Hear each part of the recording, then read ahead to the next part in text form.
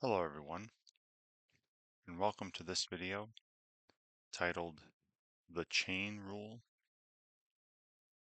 So in this video, I'm going to be taking you through a preview version of a Knewton Alta assignment, also titled The Chain Rule. Please understand that this is a preview version, so the questions that I'll be working on in this video may not be exactly the same questions that you'll see working on it on your own. But the objectives are the same, and the methods that you go about working the problems with should be the same as well. Okay, so here we are at the Knewton Alta site. Preview of this assignment.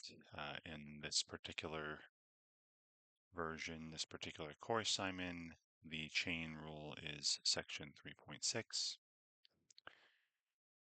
Upper right hand corner, you should see a mastery bar that shows you how far along you've gotten in the assignment. Next to that, an activity log. If you click on that, you can see how many objectives are in the assignment. So this particular assignment has just the 3 objectives under the heading the chain rule. Then you have the current objective, a question related to that current objective right below. And then at the bottom of every question, you should be seeing a feedback button. So if you notice any errors in the question or the answer explanations after you've completed a question, you can submit feedback directly to Knewton's support, and hopefully they get back to you relatively quickly with a way to fix your issue. So this instructor cheat button will of course not be there for you. It's for instructors only, and it fills in correct answers for instructors for demonstration purposes. I will not be using that because you won't have it either. Next to that feedback button, though, you should see more instruction. So if you're working on a problem and having trouble, you forget the material or you want to brush up on the material for a particular objective, click on more instruction here and open the instruction, and they'll provide you with some reading to do or videos to watch or both related to that particular objective, and hopefully having that instruction handy will help you get through the assignment. Okay. So before I get into the actual questions, I do want to discuss a little bit what the chain rule for derivatives is, and then we'll come back to these questions.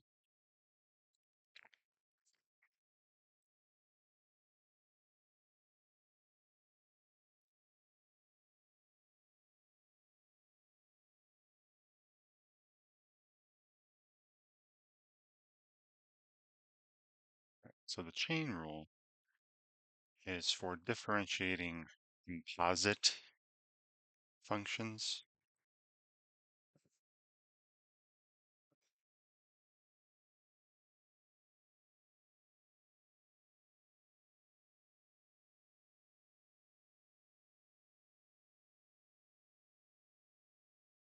Composite functions.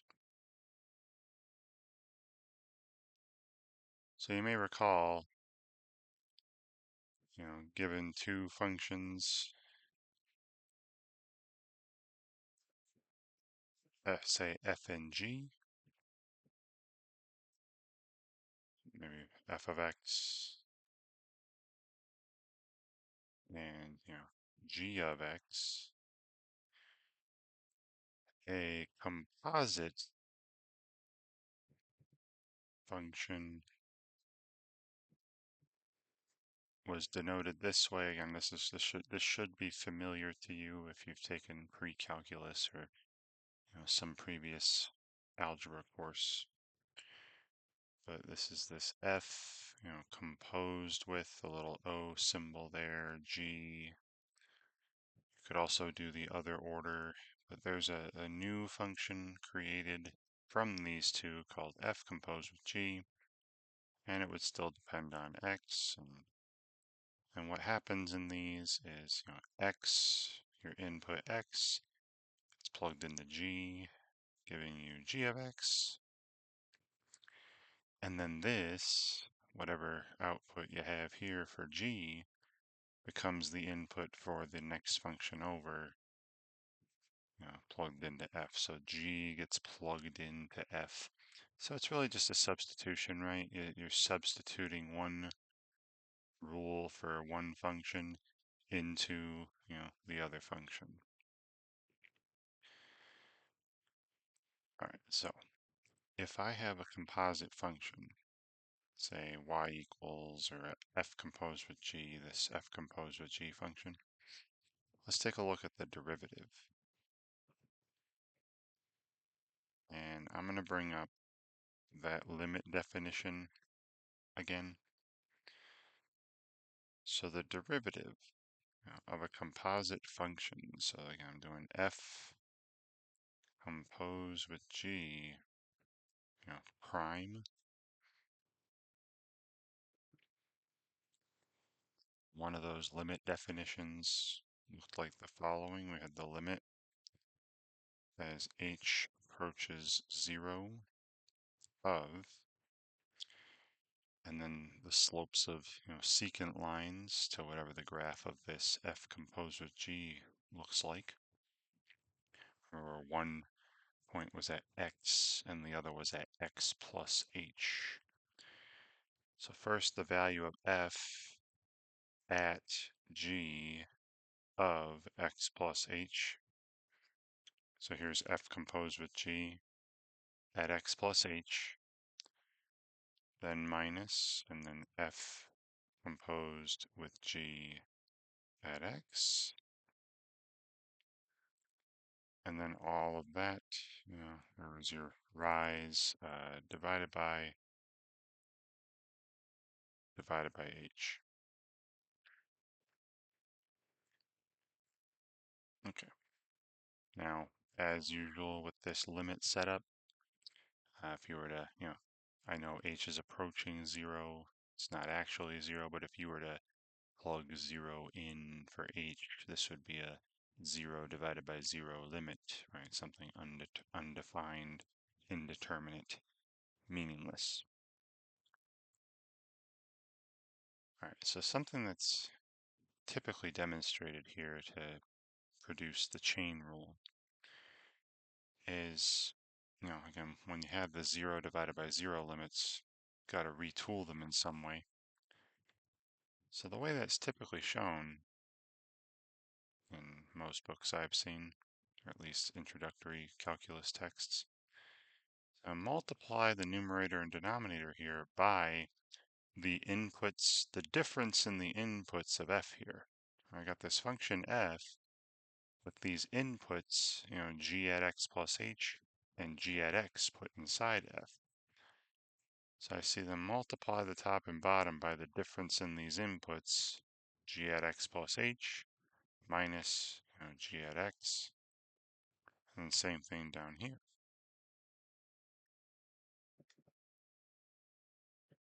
Now this is of course assuming that g is not constant or these are not equal to each other, right? This you have to make a pretty big assumption here. So because of this assumption, this demonstration I'm giving you is typically not referred to as a rigorous proof of the chain rule, but it does get the general gist of it pretty well. But your assumption here is that the value of this g function at my x plus h minus the value of g at x is not 0. Right? These two things are not equal. So again, g is not constant over the interval from x to x plus h, or, again, they're just not equal, those two inputs, x and x plus h.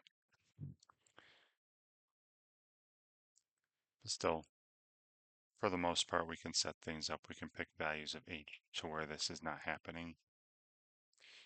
And then just kind of swapping the denominators here, we look at the following. We get the limit as h approaches 0 of, and then we have here's the value of f at, the input g at x plus h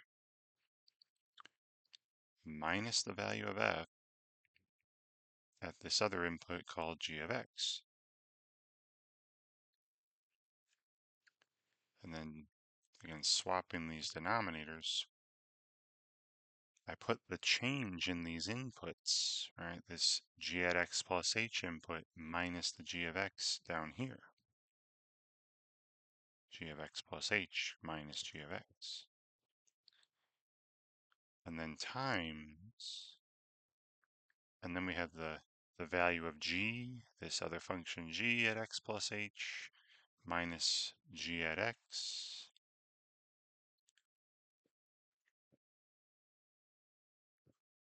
And then again, swapping these is over h.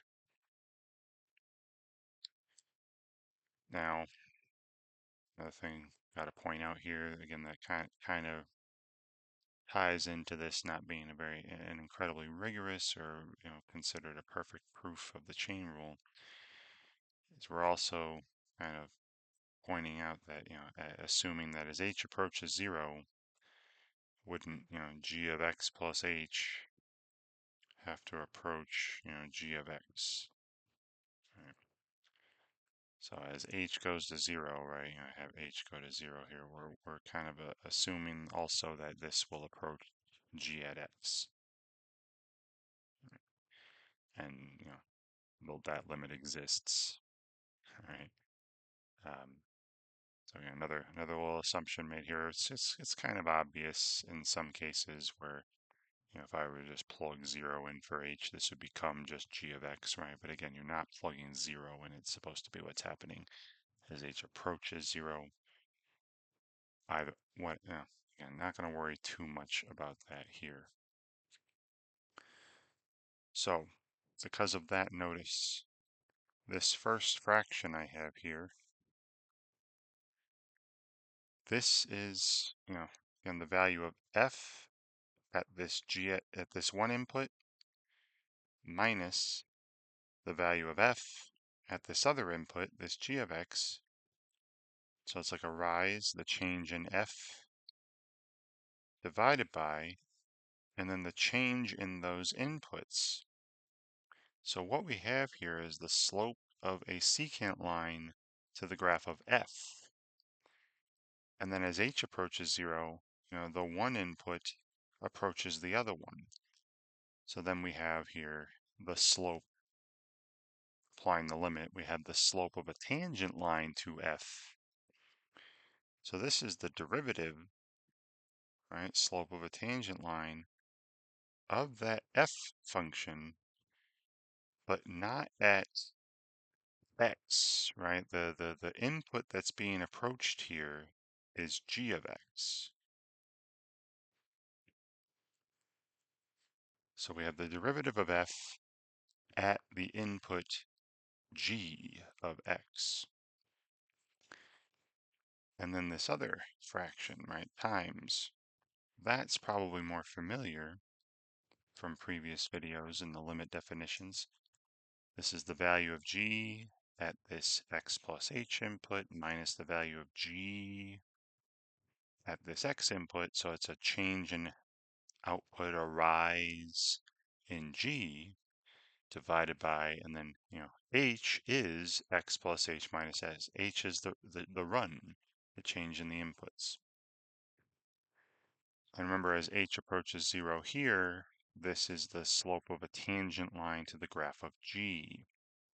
So we have times, and then the derivative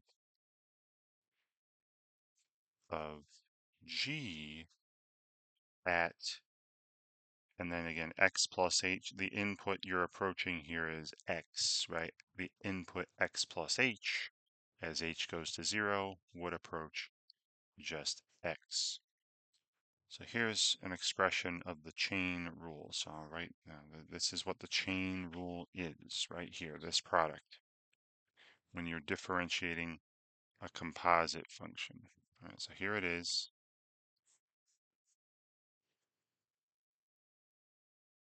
So if, and say y is some composite function, and I'll just write it this way, like they're going to have in most texts I've seen, especially the Calculus 1 text at OpenStax with an x.org that we're getting most of the material for this Knewton Alta from. So y equals, some composite function, f composed with g of x put inside f. Then y prime, right, the derivative. And the first thing is the derivative of the outer function, right, so f prime, but at that same inner input still, right, with g of x still inside as the input. So I take the derivative of f times, and then again of, not times, f prime of g of x. And then times, and then the derivative of g, right, the function inside now, so g prime at x. So this here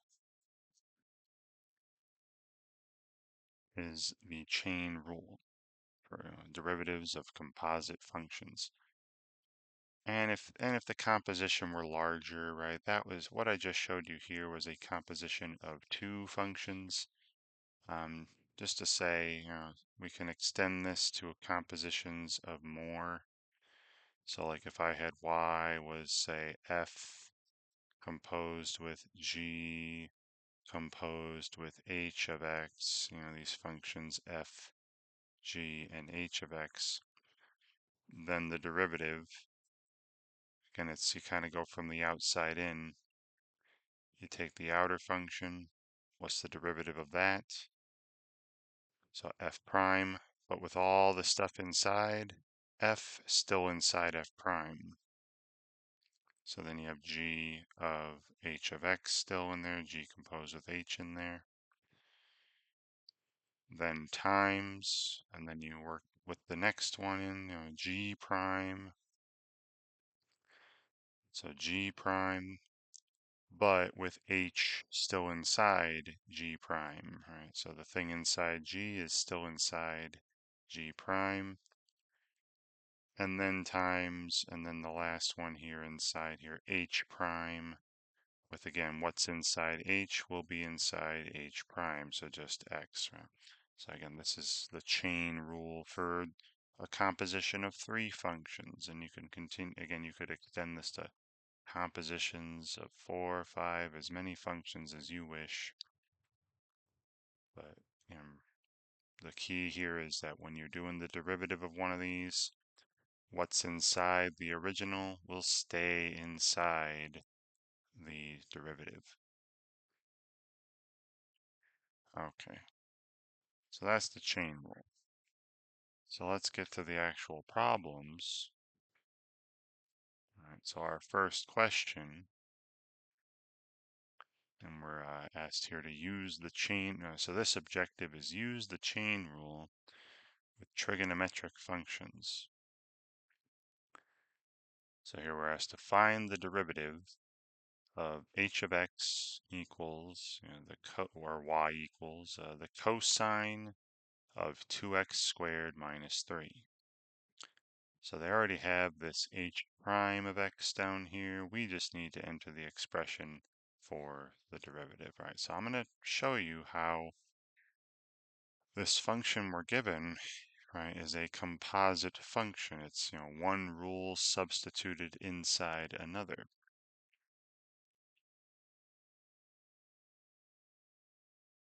So it's the cosine of, and again, not just x, it's, 2x squared minus 3 in here. So again, we're going to think of this as 2x squared minus 3 is put inside, right? Substituted into, put inside the cosine of x, right? I think little arrows here or something, right? If I took this expression and put it in here, I would get this function called h. So for these first few problems, I'll label what function is what. Right, it says I want to write this as a composite function. I want to write h of x as, f composed with g of x, like in my previous page, right, talking about a composite function.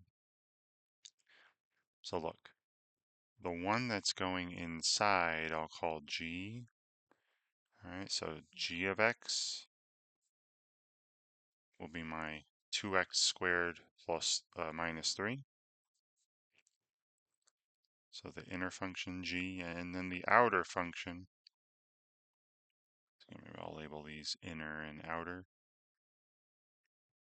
I'll call f, right? I'll put that top here, f of x.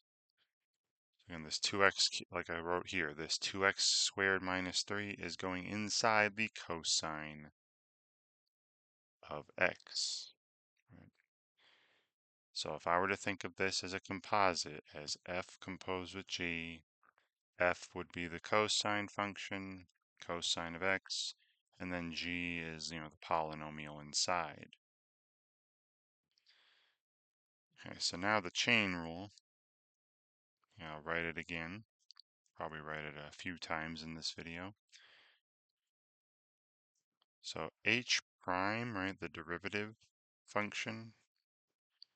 Again, it's starting from the outer one.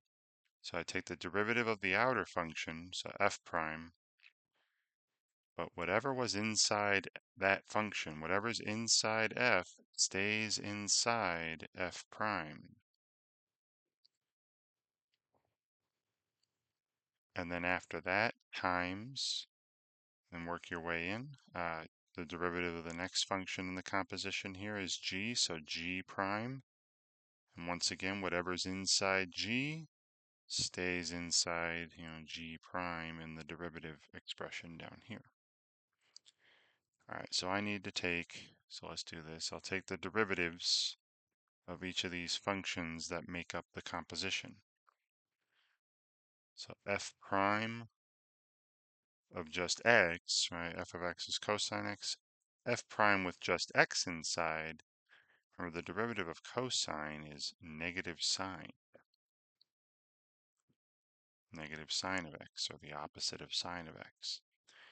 And then g prime here with, just x inside, plain old x, is just a polynomial. I can go term by term, apply the power rule and whatnot. This would just be 4x, right, plus 0. And then I'll substitute down here, right? So h prime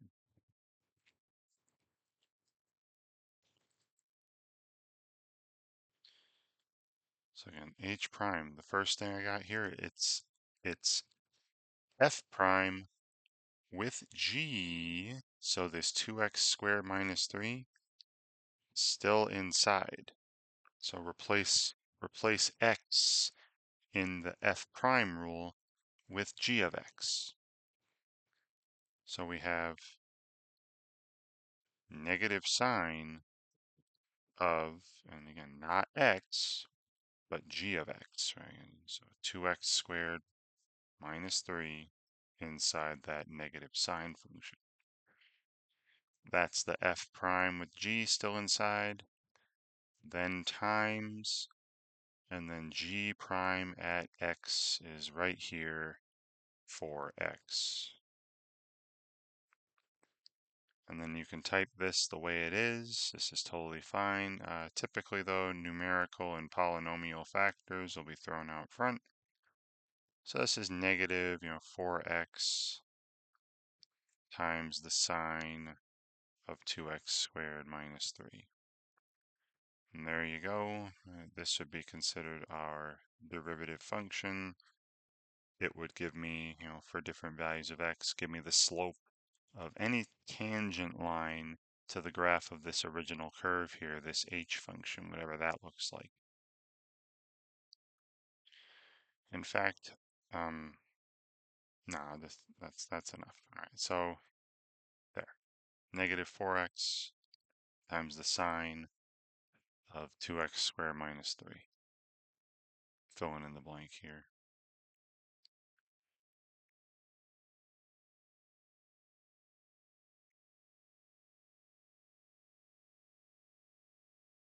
And then once you've submitted an answer, you'll be told if you're right or wrong.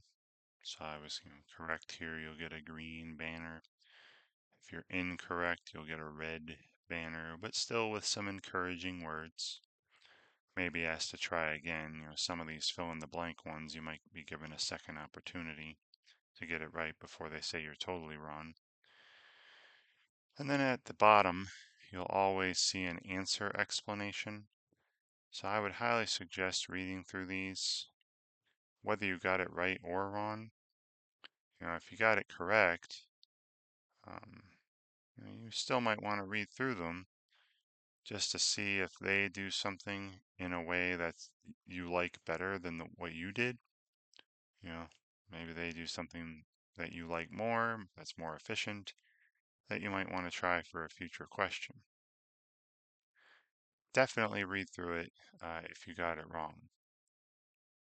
Hopefully you can see where you made a mistake and can learn from your mistake for the next time you see a question similar to that. Alright, so remember the Knewton Alta here swaps objectives on occasion. It does this thing called interleaving. So here we're asked to use the chain rule with the power rule. Okay, now this is a little different. We're not given a specific function. So we're given the graphs of two functions called f and g below, right? So f is in the dark blue, g is in the red. Hopefully you can clearly see the labeling of f and g on this xy plane here. Now u, right? If u of x is f composed with g of x, right? There's a substitution of g into f here, composition. What would be the derivative of u prime, at the point where x equals 3? All right, so this is just direct use of the chain rule, right? So again, no specific function is given like in the last question.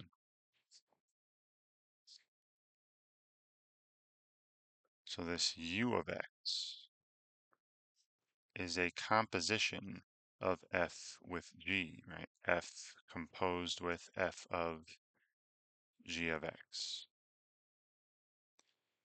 So again, by the chain rule, right? U prime will be equal to, and you start with the outer one.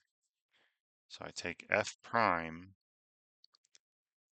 but the expression that's inside f earlier will stay inside f prime. So now that's f prime with g of x, still inside, still as the input. Then times, and then you work your way in. The next function over is g, so g prime, and the expression or the input of g prime is whatever was the input of g, right, which is just x up here, right? So here's the chain rule for composition of two functions, and we want u prime at 3. Okay, so that's going to be f prime at, just replacing x with 3 here, at g of 3 times, and then g prime at 3. All right, so I'm actually going to I'll recreate the draw. I'm going to draw these graphs the best I can. So here are the graphs they gave us for f and g. So, I want to explain a little more than just with my mouse cursor on screen. So look, now if I go focus specifically on 3,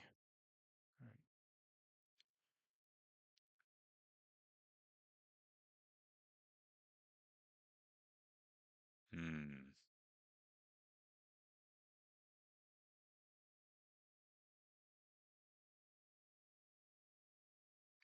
I'll plug in a bunch of points. So it looks like we got here some, again, I'm sorry about the delay on this, but here I'm just trying to make this look as good as I can. As close to what they have in the drawing there. So uh, 1, 2 is a point on F, 2, 1 is a point on, and again, you can go back to, well, I'm going to go back to the screen in a minute here too. 3, 0.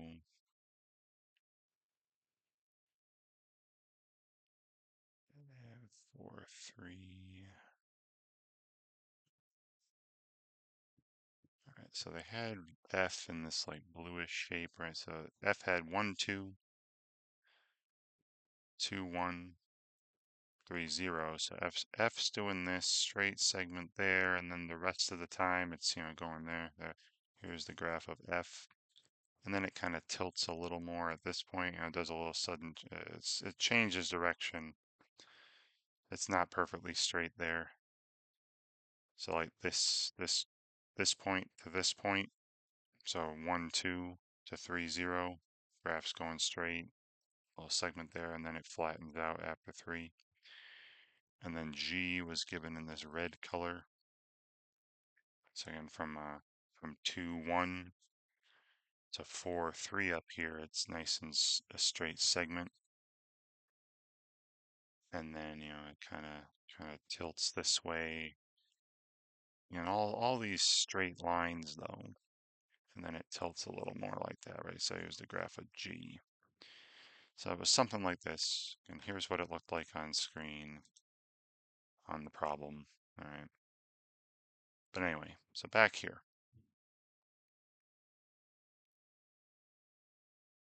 Maybe I'll label these points too, so makes it easy to determine. Remember that when we're doing prime, this is f and g. This is not f prime and g prime.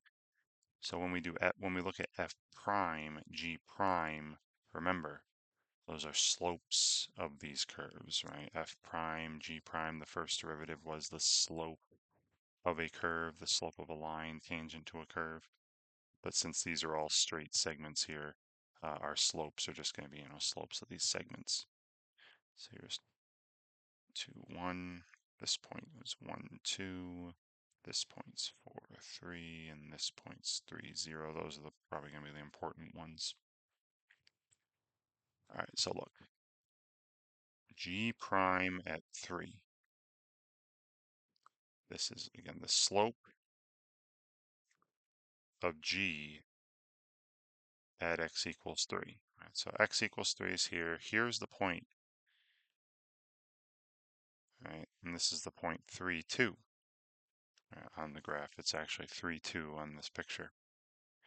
So input 3, output 2 on the graph of G here. Now look at the line. Look at the slope of the curve at this point. So from say 2, 1 to 3, 2, it's all straight, right? No sudden change in direction. So I got a rise of 1, a run of 1. So this little segment here, slope is 1, m equals 1. So that's G prime at 3, right? So G prime at 3 is positive 1. Now in here, inside f prime, we have g of 3, right? G of 3 is the output of g at 3, right? So at input 3, output 2, g of 3 is 2. It's just the value of g at 3, so 2. Where again, g prime is the slope of the curve there, which is 1. Hopefully that makes sense. And then g of 3 is 2, and so this is 2. And then we're taking f prime at 2 then, right? This f prime at g of 3, that's f prime at 2. So what we want here is the slope, and f prime is slopes of tangent lines, slopes of curves. The slope of f at x equals 2, right, at an input of 2. So I go to 2 here. Like I'm on the blue curve now. So 2, that's at the point 2, 1. And you see and you're on this straight segment, which has a rise of -1 and a run of 1. So the slope of that line, that part of the curve is -1. All right, so my f prime at 2 is -1. So putting it all together, u prime at 3. Again, it's f prime at g of 3, or f prime at 2, which we said was -1, then times, and then g prime at 3, which we saw was +1. And -1 times +1 is -1. There's our final result.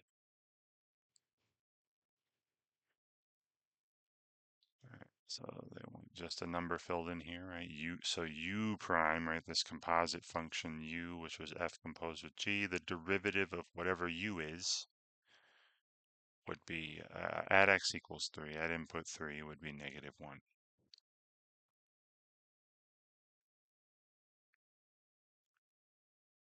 Right? Again, you read through the answer explanations.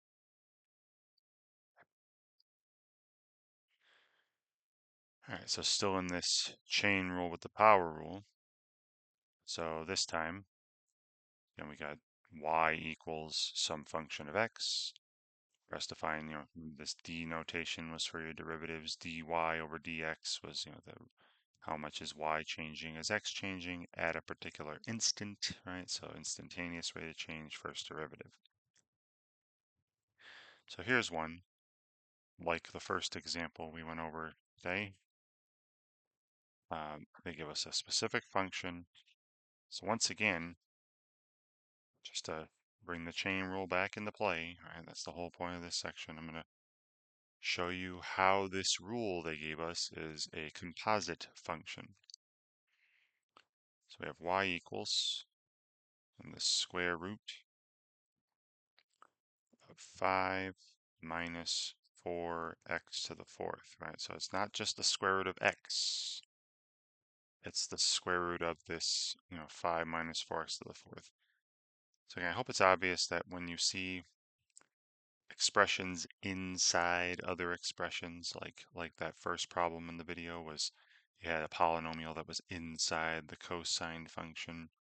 Here I've got, some polynomial again that's inside a square root. So hopefully it will be obvious when you have composition where an expression is inside, some other special symbol or some other expression. So I'm seeing this as 5 minus 4x to the 4th is put inside the square root of x. Right. Again, if you were to take this here and replace x in the square root of x, you'd get our function here.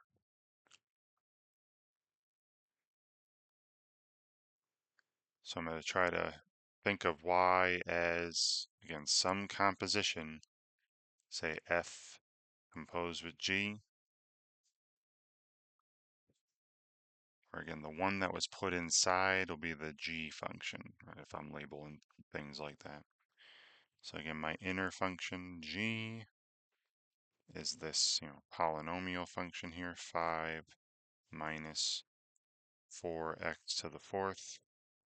And then it's going inside f, and f will be the square root of x. Right, if I were to put g into f, I'd get this y function here. Right, so once again, the chain rule, right, y prime, or they're saying here dy over dx. Right? And outside in, left to right, you got f prime. But again, what was inside f in the original rule will be inside f prime in the derivative rule. So g of x inside f prime. Right, then times, and work your way in. The next function is g, so then g prime of, and what was inside g in the original rule was x, so that's going to be inside g prime down here, and then I'm done with all the functions. All right, so in order to fill this in, I need to know f prime, I need to know g prime. Now, remember this square root of x, I'm going to think of that as x to the half power now. So just apply the power rule. So f prime at x, okay, f prime with just x inside would be 1/2 times x to the negative 1/2, right? That's 1/2 minus 1, right? Negative half. And then g prime at x, right? Again, just at x initially. It's a polynomial, so I'm just going to go term by term, derivative, use the power rule when necessary here again. Derivative of 5 is 0, that's a constant term, and then here we got, negative 16x cubed.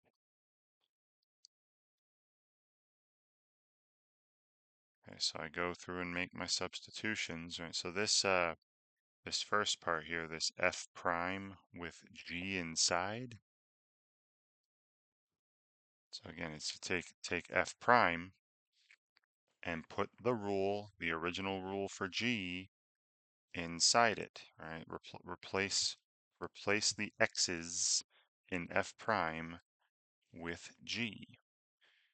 So instead of 1/2 times x to the negative half, I have 1/2 times this 5 minus 4x to the fourth to the negative half. Okay, that's f prime, with g still inside. Then we have times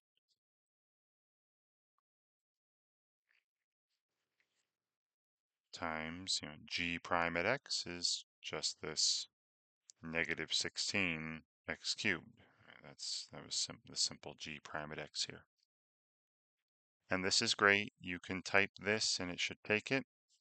Again, I mentioned this before, if they don't ask you to actually simplify anything, you can just type things out as you get them, and as long as it's equivalent to the correct response, you should be given the right answer. But like before, I'm going to throw my number factors in front, and this x cubed factor as well. So negative 16 times 1/2, that's negative 8. Then you have times x cubed, there's an x cubed factor. And then times this, quantity 5 minus 4x to the fourth to the negative half power. And this is what I'm going to be typing in. A little cleaner. And if you don't like negative powers, right, you can make this, 1 over, or put 5 minus 4x to the fourth to the positive half in the denominator. And then you could even make that the square root again, because it's to the positive half. But this should be fine. And let's see that. Again, my dy dx, y prime, negative 8x cubed, times, and then the quantity, 5 minus 4x to the fourth, raised to the negative 1/2 power.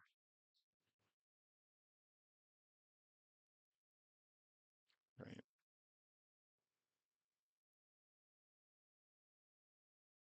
Right. Okay, so now we got switched to the other objective we haven't seen yet. So this is use the chain rule along with the product or quotient rule, right? Because sometimes, you might have to combine rules that you've learned. Right? We should have seen the product rule, quotient rule, power rule, all sorts of basic differentiation rules before.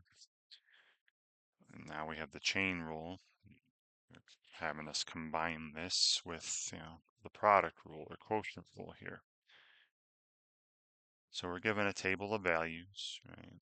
The value of f at 1, the value of f prime at x equals 1, the value of g at 1, and the value of g prime at x equals 1, right? All these are at x equals 1 here. So hopefully you can read this table, understand what values are what. Now we're asked to use the table of values below to find h prime, the derivative of h, at 1. So h is, clearly a composite function here, but look, it's the function f with, not just g put inside, but the product of x and g put inside. So while I'm performing the chain rule here, I'm going to also have to at some point use the product rule, as we'll see when I write this out. So we're given this function called h, right? H of x. It's, function f with, and again, not just g put inside, but x times g of x put inside. So I'm going to point that out, right? This is a product inside here. So when I go to apply the chain rule, I have h prime equals, again, starting from the outside of the composition, start with the outer function, it's, f prime, and then whatever was inside f in the original stays inside f prime down here. So I still have this product, this x times g of x inside f down here. Then times, this is where the product rule will come into play. The next thing I'm multiplying by is going to be, again, the derivative of the expression inside this. All right, earlier it was just g, so we had, g prime of x, and that was it. But now I have more than just g. I have this product of x and g, so I have to use, the product rule for this next factor. So remember the product rule. This product, x times g of x, has two factors, x and g of x. So remember, I keep one of them the way they were, so just x multiplied by the derivative of the other one. Now the derivative of g would be g prime. So we got first term in here, x times g prime of x, then plus, and then the other way around where you take the derivative of the factor, first factor, which is 1, times, and then, leave the g, the second factor, the way it was, g of x. Close parentheses here. So there we go. So here's the chain rule combined with the product rule here. So again, it's f prime with this x times g of x still inside, and then multiplied by the derivative of that expression that was inside, which was a product. So this is, product rule applied here. Now, we're asked to specifically find the value of h prime at x equals 1, right? So h prime at 1 is going to be f prime at, and I'm going through this rule, replacing all the values of x with 1. So inside this f prime, inside the f prime, you got 1 times g of 1. And then times. And then this quantity here, you got 1 times g prime at 1 plus, and then 1 times g of 1. And we'll substitute all the values we need here using the table. So we were told from this table, g of 1 is 1, g prime at 1 is -7, and then we're going to need f prime at 1 as well. F prime at 1 is 10.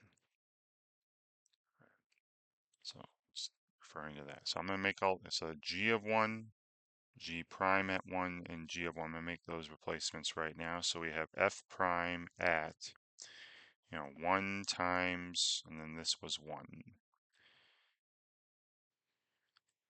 times, and then in here 1 times, and then g prime at 1 is -7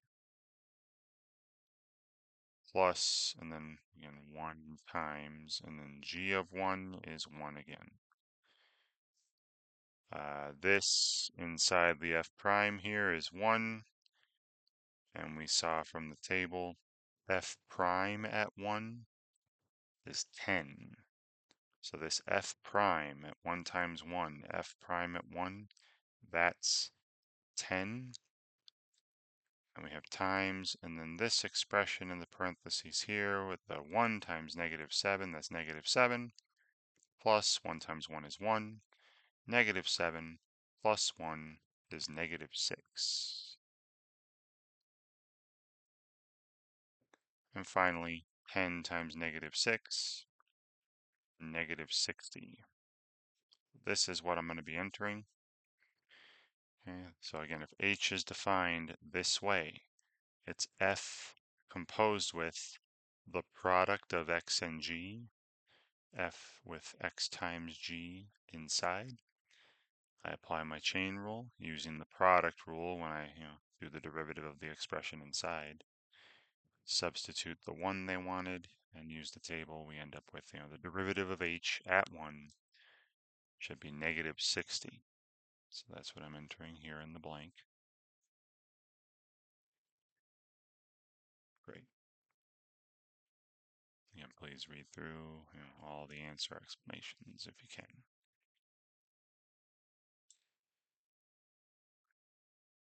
All right, so here's back to the use the chain rule with trigonometric functions. This will also involve the power rule. As you see, it's sine to the 4th. Remember, the power here technically is outside. They write it here to save on writing, but this means you're taking the sine of 3x cubed plus 1, and then all of that, to the 4th power. So this is going to actually be one of those composition of 3 functions that I was telling you about.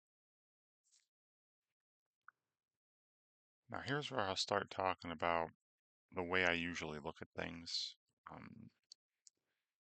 Instead of writing out what's f and what's g and what's h and whatever, and then setting up the composition that way, I like to work from the outside in. So like here you have h of x is the sine to the 4th of 3x cubed plus 1, which again, when you see powers on the trig functions, when you're doing derivatives, you have to think of it this way. This means you're taking the sine of 3x cubed plus 1, doing that first, and then raising it to the 4th power. That's what the power means you're doing, tells you to do. All right, so this time, again, instead of writing out all the functions individually that would make up this composition,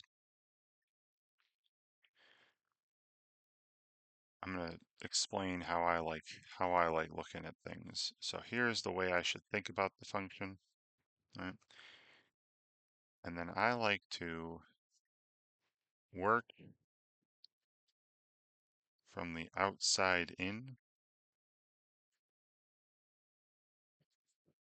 right? So like looking at this way.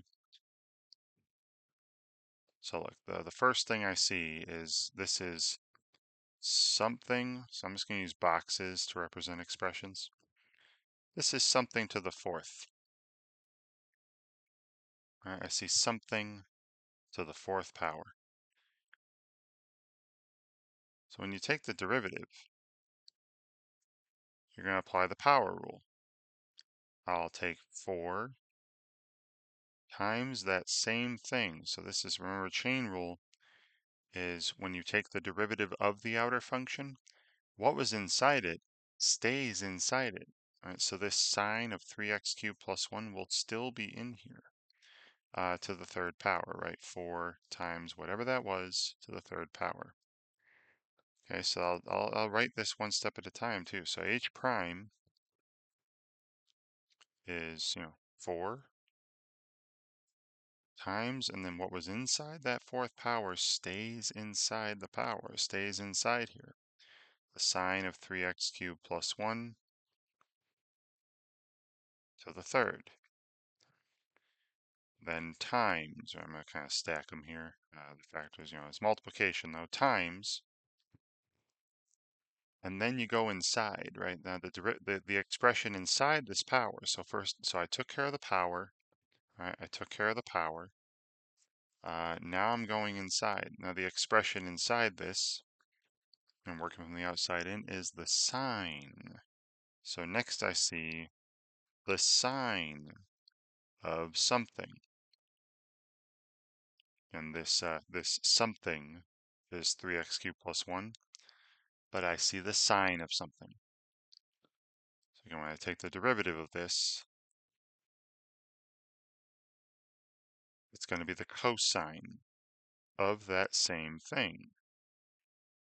Like I was saying earlier with chain rule, when you're doing derivatives and there's, whatever's inside the expression originally, even after you take the derivative of the function, it's going to stay inside. So the next part will be the times the cosine of, and this 3x cubed plus 1 was inside the sine, so it's going to still be inside the cosine here.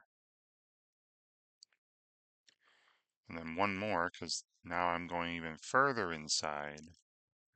All right, that was the sine of something. Now look, even further inside is this 3x cubed plus 1.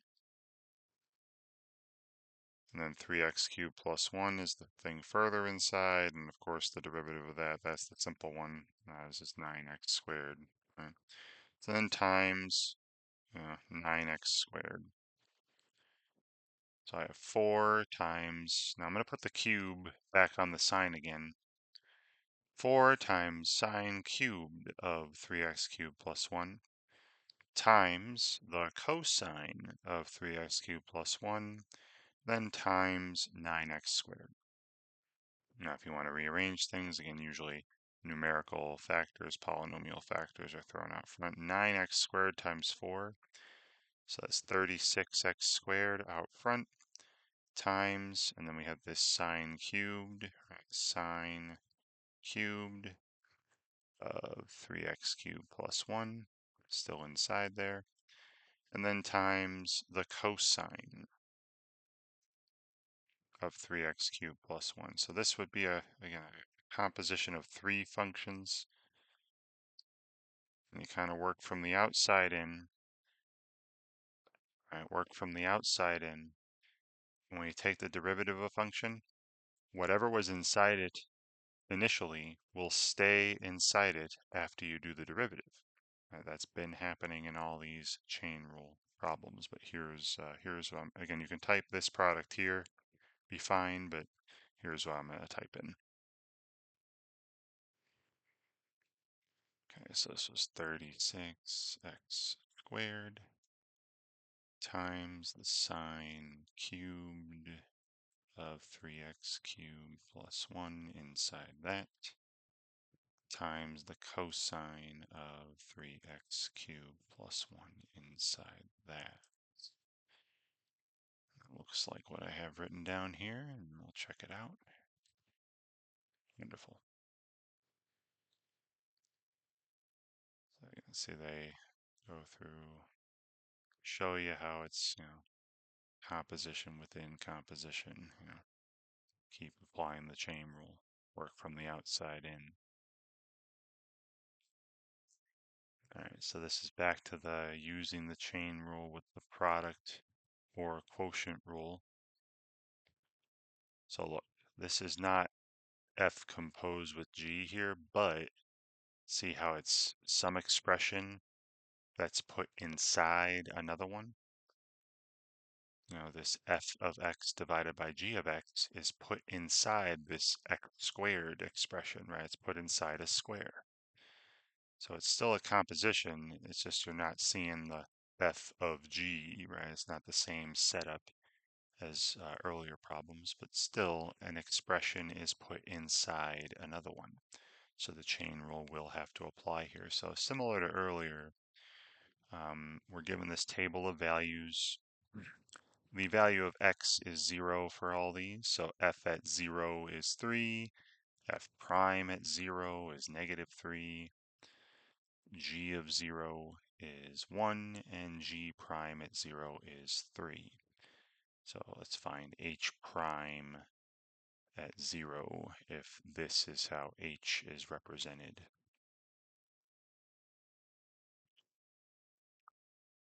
Okay, so here's how h is presented. H of x is, this f of x divided by g of x. So a quotient squared, but definitely something that tells me at some point, I see a fraction here, at some point I'm going to have to apply the quotient rule. All right, so like I mentioned on the previous problem, and you can do a whole setup and show how this is a composition of two functions or whatever, but I work from the outside in. Right? And if I do the outside in here, I'm touching the square first. So this is something squared. All right, so when I do the derivative, I'm applying the power rule. So bring the 2 out front, and then keep that same thing inside, to the first power. All right. So I'll write out h prime as we go here. So h prime, and outside in, applying the chain rule, you got 2 times, and then still this f divided by g inside here. So 2 times, the quantity f of x divided by g of x, to the first power, but, really you don't need to write to the first power, but still I applied the power rule there on the outer function, the outer part of the expression. All right, so then since there's something still inside here, right, chain rule, I got a times, and then here's where I'm taking, applying the quotient rule, right? The thing inside there is f divided by g. So when I do the derivative, I gotta do the quotient rule. So I'm just gonna write out, again, these aren't f of something, g of something. They're just f of x, g of x, right? It's not some wildly different expression, more than one letter put inside each of these. So the next part, the next factor, multiplying by the derivative of the expression inside, f divided by g, so quotient rule, remember how that goes. You got denominator, g of x, times, the derivative of the numerator, f prime of x, then minus, and then the other way around, where you keep the numerator the way it was, times the derivative of the denominator, right? So f times g prime, and then all of that divided by g of x, the denominator, squared. All right, so there we go. here's h prime at any value of x. Now we specifically are asked for h prime at 0. So h prime at 0. So I'm going to go through this expression here, replace all the x's with 0, and then we'll use our table to simplify the numerical expression. So we have 2 times f of 0 divided by g of 0. Then times, and then again the derivative of that inner expression, the f divided by g quotient rule here, g of 0 times f prime at 0 minus f at 0 times g prime at 0, then divided by g of 0 squared, whatever g of 0 is squared. Now from the table, f at 0 is 3, f prime at 0 is -3, g of 0 is 1, g prime of 0 is 3, right? I'm going to be putting these in. So this is 2 times, then f at 0 is 3, divided by g at 0 is 1. So that's just 3 multiplied by g at 0 is 1 times f prime at 0 is -3 minus, and then f at 0 is 3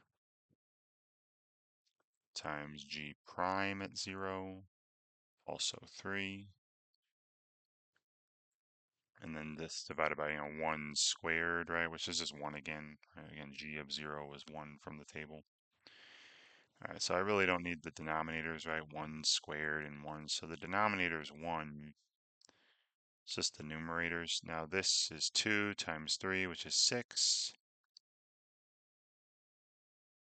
times, and then whatever this is here. Now this is -3 minus 9. So these -3 minus 9 is -12, and 6 times -12 be -72. So that's what I'm entering, -72. So again, if h is presented this way, and they had those, the f and g and f prime and g prime had all those values from the table at x equals 0, then h prime would have, this really steep negative slope, right? The graph of h would have a really, really steep negative slope at the point where x equals 0, this -72.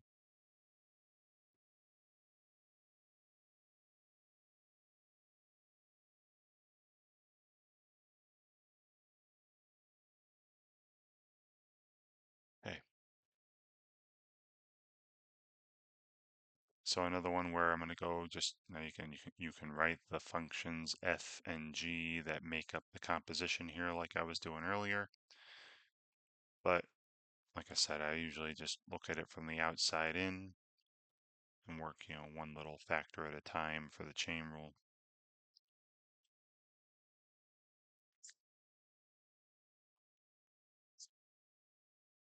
Okay, so here y equals, and you have this polynomial in parentheses, -2x cubed minus 4 raised to the -4th power. Yeah, so the first thing I see is that this is, something to the -4th power, right? So when I do the derivative, I'm just going to put d for derivative here. So when I do the derivative, I'm applying the power rule first, so bring that -4 out front, times, and then what was inside that -4th power earlier stays there, stays inside, and then I subtract 1 from the power, so the new power is -5. So y prime, or I think they have dy over dx here, the derivative of y with respect to x, would be -4 pulled out front, times this, again, this polynomial still inside here, -2x to the third minus 4, raised to the -5. All right, but then, it's not just x in there. You have to then keep going inside, multiply by the derivative of the expression inside. Now the expression inside is just a polynomial. Just go term by term power rule. So it'll be -6 x squared plus 0. So then afterwards, continue the chain rule here. We'd have, times -6 x squared.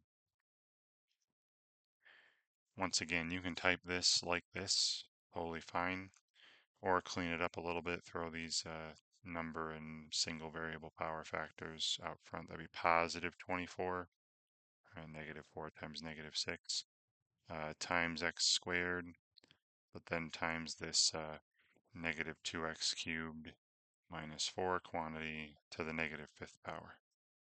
So here's what I'll be typing in.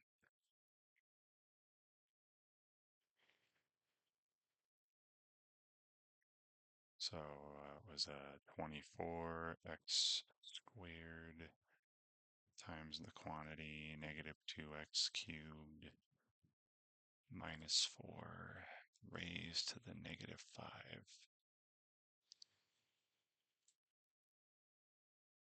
Okay.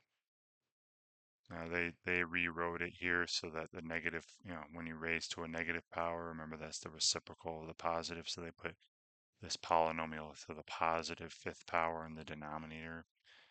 Same thing.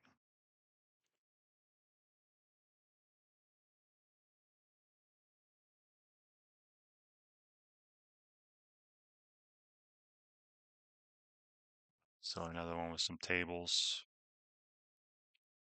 So it's a little different looking table.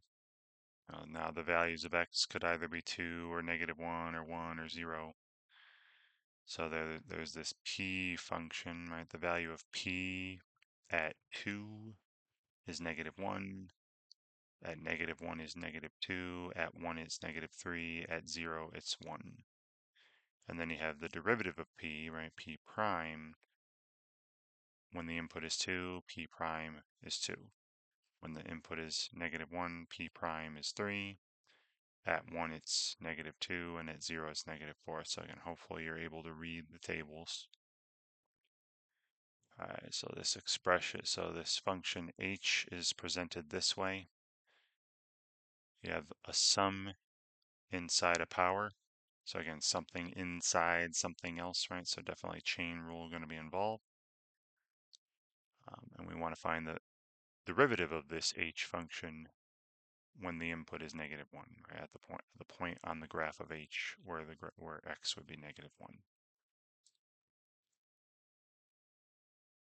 So I'll write up how this h was presented. So h at x is this quantity x to the 4th plus, p of x, this function called p that we don't know. All that in the parentheses there to the 3rd power. So again, when I'm doing h prime here, looking at this from the outside in, there's clearly some expression inside that 3rd power. So when I go to differentiate that, I'm doing the power rule. I'll take 3 times that expression squared. So I'm starting off with 3 times, and then this quantity x to the 4th plus p of x to the 2nd power, right? All that to the 2nd. All right, but because, there was stuff inside that power, I gotta then continue the chain, right? Multiply by, and then the derivative of the expression inside, now it's a sum, so there's gonna be multiple terms, so I'm gonna put parentheses around this, right? All of this. The derivative of the expression inside would simply be 4x cubed plus, and then p prime of x. So there's my derivative after applying the chain rule. And we're asked specifically for h prime at -1, right? So I'm going to go through the rule here, replace all the x's with -1, and we'll use the table to give us, p at -1 and p prime at -1, right? We'll use the table for those values and simplify this numerical expression. So we have 3 times the quantity, -1 to the 4th power plus p at -1,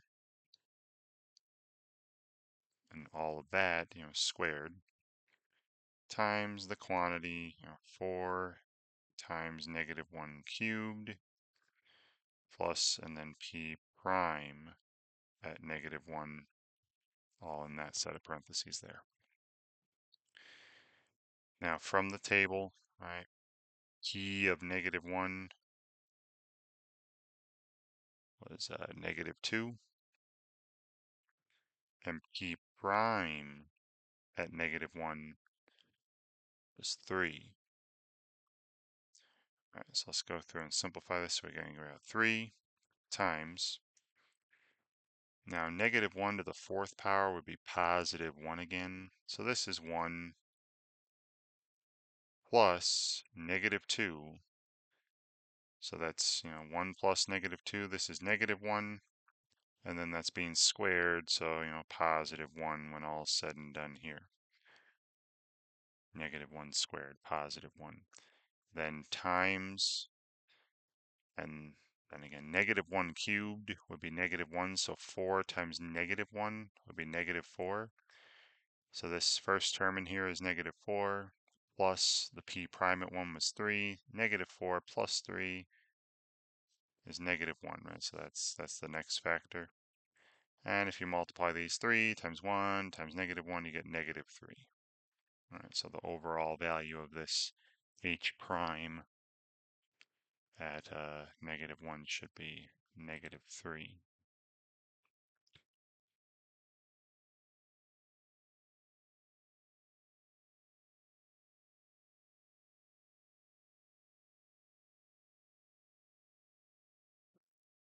So this is where they go through the chain rule, but in that Leibniz notation. So I'll write that up real quick. So you see this dy dx equals dy over du. So that, say y depends on u times du over dx, and then this u depends on x. Right? So again, it's one something inside something else, right? And it's a composite in disguise, but yeah, Leibniz's notation is with the d's here, dy, du, dx.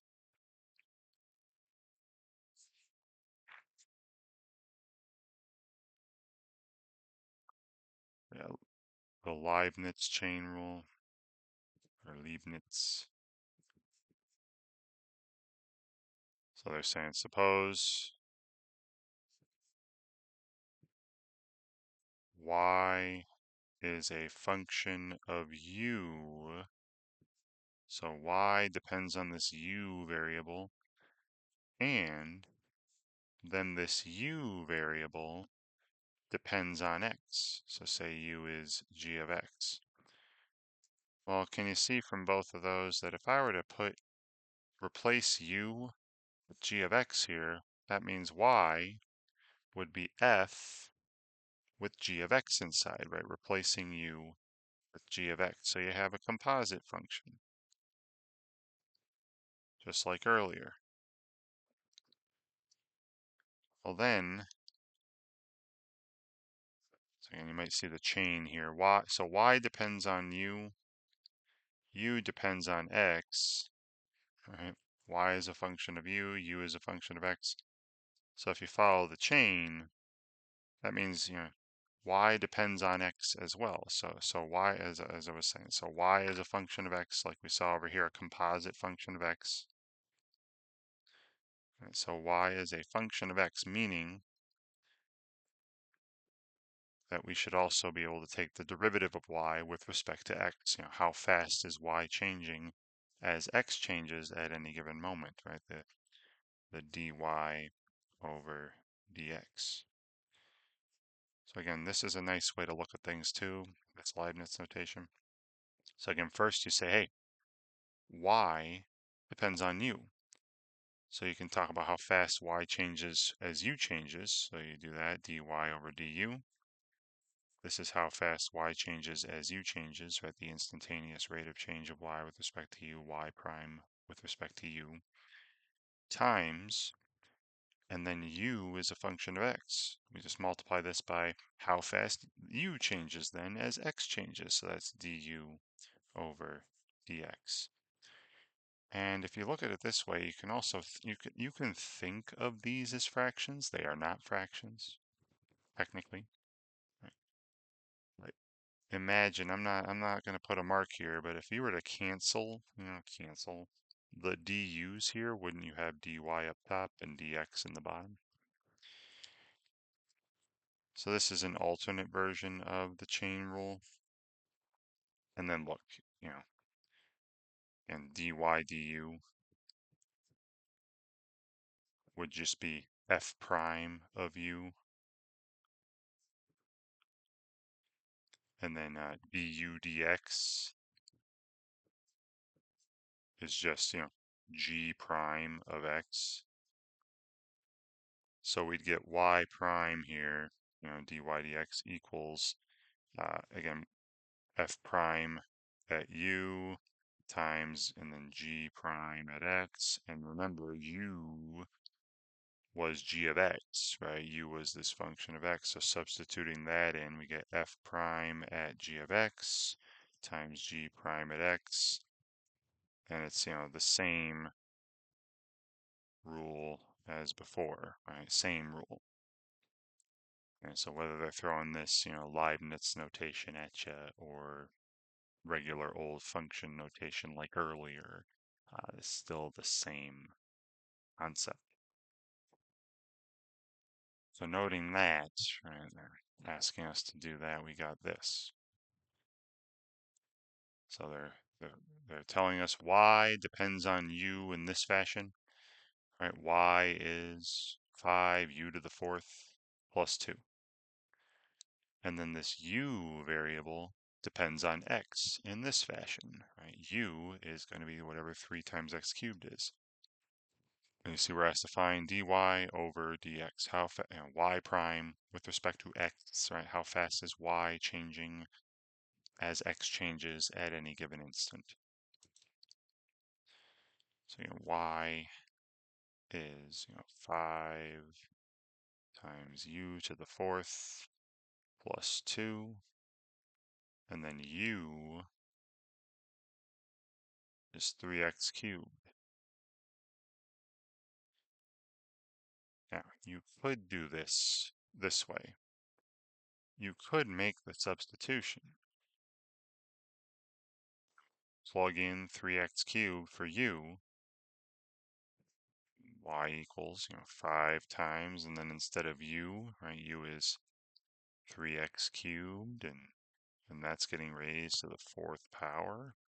And then you got plus 2, and if you totally simplify this, 3 to the fourth is 81. 5 times 81 would be 405, and then you have x cubed to the fourth would be x to the 12th plus 2, and then you can just differentiate now. So here's how y depends on u, here's how u depends on x, and then here's how y depends on x, right here. So then we can talk about how fast y changes as x changes, right? dy over dx at any given moment. And it'd be 405, times 12, so that'd be 4860 times x to the 11th, and then plus 0. And this is what I'm going to enter later.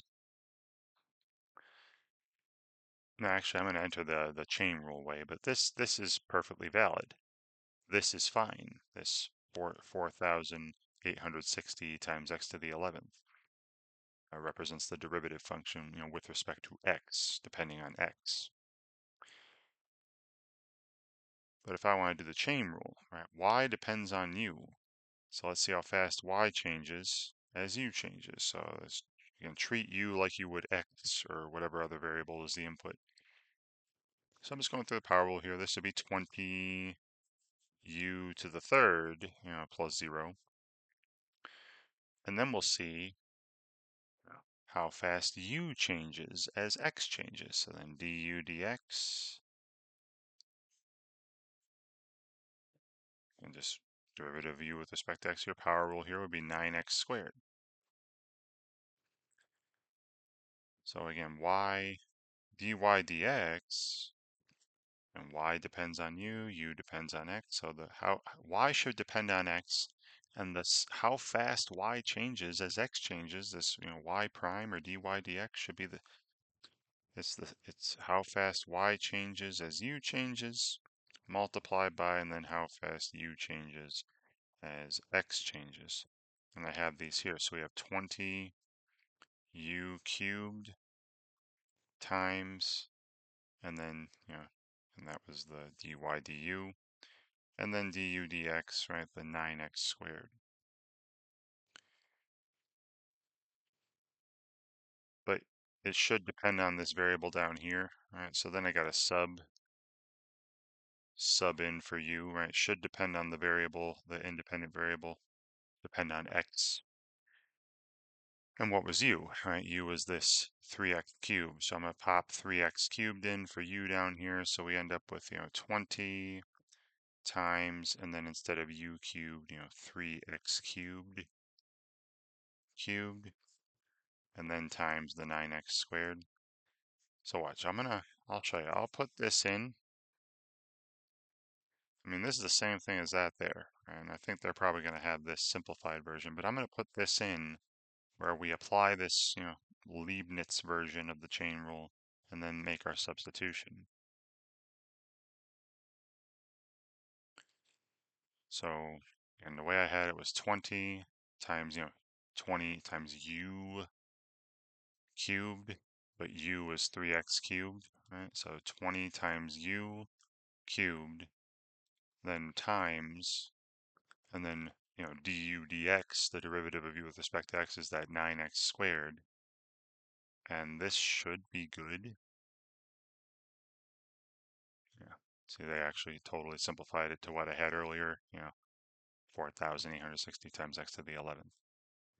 So they take you through all that here. And now, I did say, you could make the substitution first and then do it, but this substitution was a nice one, right? These were polynomials. It was pretty easy looking. Sometimes making the substitution, simplifying afterwards isn't as easy. So it would be easier to go about it, finding the derivative with the chain rule way. Just pointing that out.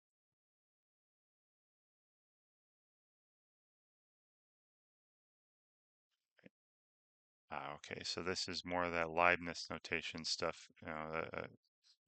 So remember, they have a function here that's clearly a composite.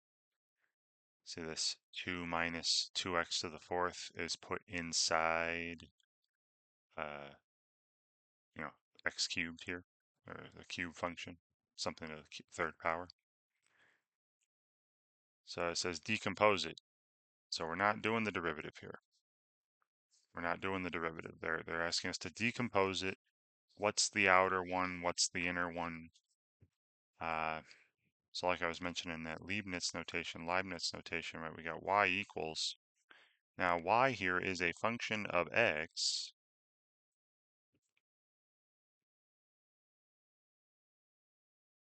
Right? But if I were to take this inside expression and call it, u like they're saying, use u,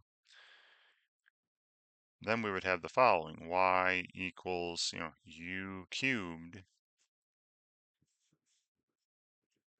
So y depends on this, this thing I'm calling u now, and u depends on x.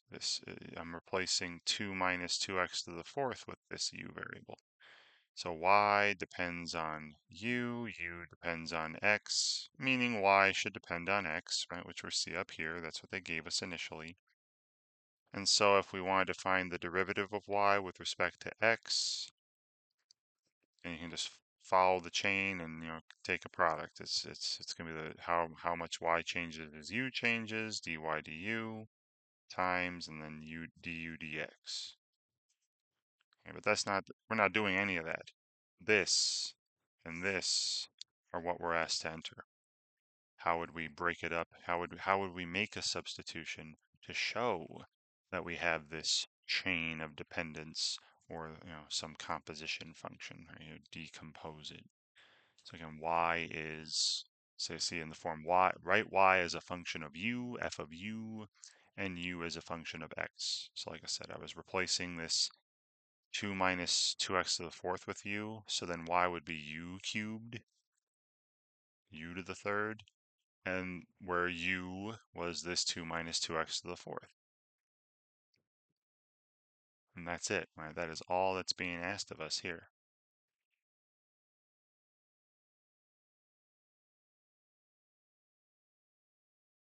All right, so this one, I'm just going to kind of say this one and write it as I say it, because I've done enough of these by now, I think. You've seen several examples. So again, I got y is clearly a composite.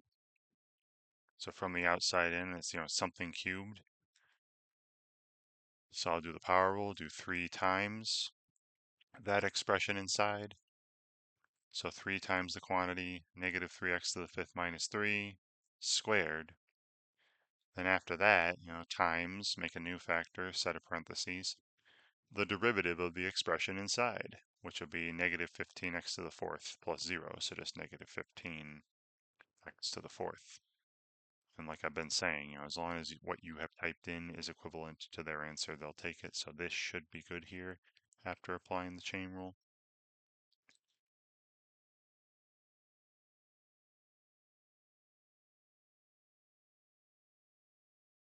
All right, here's another one where, again, from the outside in, see it's the cotangent of something. So remember, the derivative of cotangent was negative cosecant CSC squared of that thing, right? So the expression inside the cotangent originally will stay inside its derivative when we're applying the chain rule here. So 3x to the fourth minus 2x cubed minus 3, all that is still inside the derivative. Then times, right, so another factor, set up another set of parentheses, the derivative of the expression inside.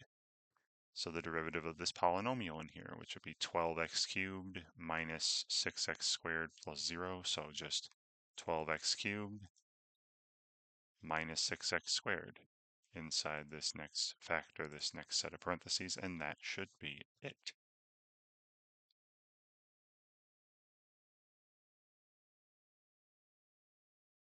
Let's see, I hit submit. There we go. It took a bit there, but got there.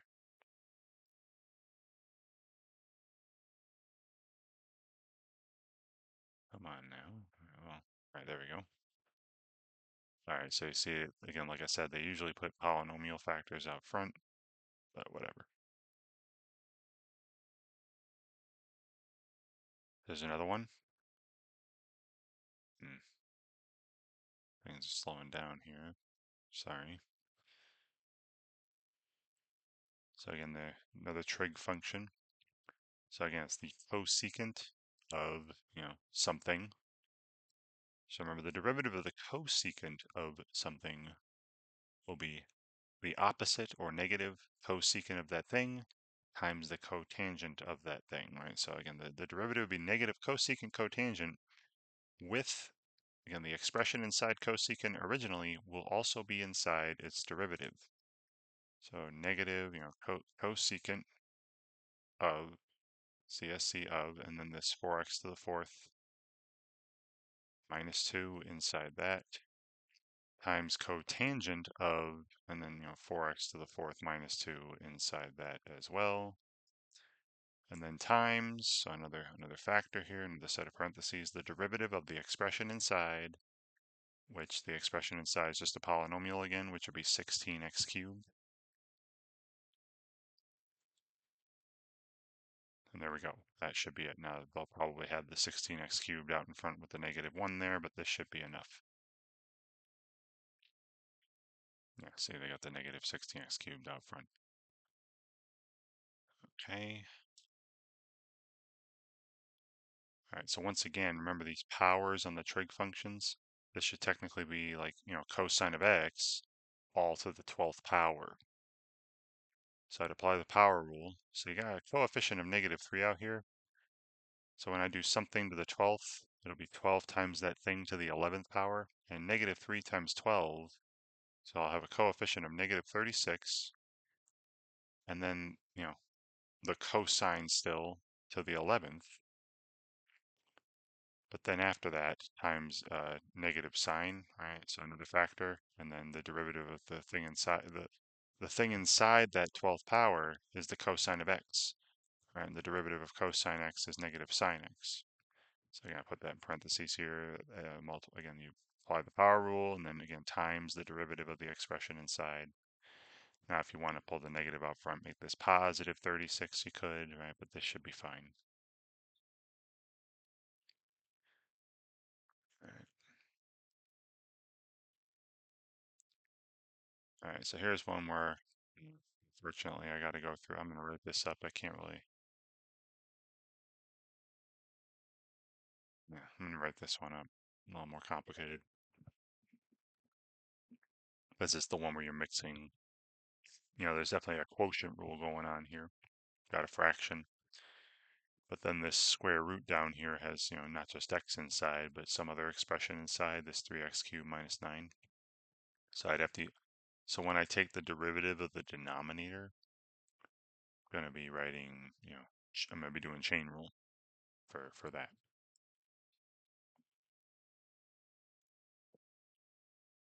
All right. So we have h of x. So we got a fraction. So numerator 9x divided by, and then I'm going to write that square root as the half power. So we have the quantity, 3x cubed minus 9 to the 1/2 power. And honestly, just so I can just use the product rule, I'm going to rewrite this as, 9x in the numerator there times, instead of dividing by this to the positive 1/2 power, I'm going to put times that 3x cubed minus 9 to the negative half power. And then we can use the product rule instead. I think that's easier. And you can use the quotient rule up here if you want. There's nothing wrong with that. Just I can see another way to write this as a product, right? So we're going to go through and do the product rule. So again, the first factor is this 9x. Second factor is this 3x cubed minus 9 to the negative 1/2 power. So when I take the derivative of that second factor, I got to do chain rule. So I leave the first factor the way it is, and then, times, and again, the derivative of this second factor, I'm doing chain rule. So power, you have this negative half times the 3x cubed minus 9 still inside there to the negative 3/2, right? Negative 1/2 minus 1. But then still times the derivative of the thing inside, which would be 9x squared. Right, so there's that whole thing, this product, negative half times 3x cubed minus 9 to the negative 3/2, but then times the derivative of the thing inside times 9x squared. That whole thing is, applying the chain rule to give me the derivative of the second factor. Then plus, and then derivative of the first factor is just 9. And then I leave the second factor alone, this 3x cubed minus 9 to the negative 1/2. And I can simplify this a tad, right? Maybe type a little less. So this big product here, got 9 times negative half times 9 again, so it's negative 81 halves. And then there's x squared, there's an x, so times x cubed. So that's these and this and this. And then you have the 3x cubed minus 9 to the negative 3/2 power. And then this I'll just write the way it is, right, plus this. Right. Just writing that second term again. Okay, so we got negative 81 halves times x cubed times the quantity 3x cubed minus 9 raised to the negative 3/2 power then plus 9 times the quantity 3x cubed minus 9 raised to the negative 1/2 power. And that should be good. Again, as long as it's equivalent to what they have, they have something totally different, but it's the same. They probably use the quotient rule, right? Yeah, they went through and used the quotient rule and rewrote things with roots, but it's the same equivalent expression. Right. So here's one where I'd have to do the product rule, and the first factor is a composition, and so is the second factor. So when I take the derivative of the first factor as well as the derivative of the second factor, gotta use a chain rule in both those instances, right? So again, I'm gonna write this out. Always, always rewrite your roots with the fraction powers here, make it easier on yourself. So h of x in the first factor in this product as the quantity 3 minus 2x squared, all squared, right? So again, chain rule is going to happen there. It's definitely something inside something else, right? Times, and then again, this other one's a square root of 2x squared plus 1, but I'm going to write it as the quantity 2x squared plus 1 to the 1/2 power, right? That was the square root. So again, product rule. All right, so h prime, I'll leave the first factor alone. So 3 minus 2x squared squared. So I left the first factor here alone, and then here's the second factor, right? Now when I take the derivative of the second factor, I got to use chain rule, so it's going to be 1/2 times this 2x squared plus 1 to the negative 1/2, right? 1/2 minus 1. But then chain rule times the derivative of the expression inside, which would be 4x. So big product here, then plus, and the other way around where I take the derivative of the first. So again, chain rule going on here. It's something squared, so it'd be 2 times that thing to the first. So 2 times the quantity 3 minus 2x squared, to the first power, but you don't need to write to the first power. And then chain, times the derivative of the thing inside. The expression inside here, the derivative would be 0, minus 4x, so negative 4x. So there's the derivative of the first times the second, the way it is, this quantity 2x squared plus 1 to the 1/2 power. And this is great. All right, this is good. I'm going to do this though. 1/2 of 4x is 2x. So in this first term up here, I'm going to be writing 2x out front and then the rest of it. Right, so h prime 2x times the quantity 3 minus 2x squared, squared. That was that first factor left alone. Times, and then 2x, the quantity 2x squared plus 1 to the 1/2 power, or you could have written this as the square root of 2x squared plus 1. All right, so that was the first product. Then plus, and then now the second one had there's a factor of 2 and also a factor of negative 4x. 2 times negative 4x is negative 8x. So I'm going to make this minus 8x, right? Plus negative 8x times, and then the other stuff was, the 3 minus 2x squared to the first. So just the quantity 3 minus 2x squared. And then that second factor left alone, that 2x squared plus 1. Oh, sorry, this should be to the negative 1/2 in the first term there, right? Because I took the derivative of the second one, the negative 1/2. And then this next term here, I left the second factor alone, so 2x squared plus 1 to the positive 1/2, right? That's square root. That should be to the negative 1/2 up front there. So just double checking my what I wrote on the page compared to this. Yeah, it looks, and double check your work, right? Make sure everything's typed in clearly. Yeah, that looks like it's pretty good. Matches what I have written down. Submit. Again, I might check. Yeah, it took a little bit to check there. See how they have it with square roots still involved and all that, but this is again fine.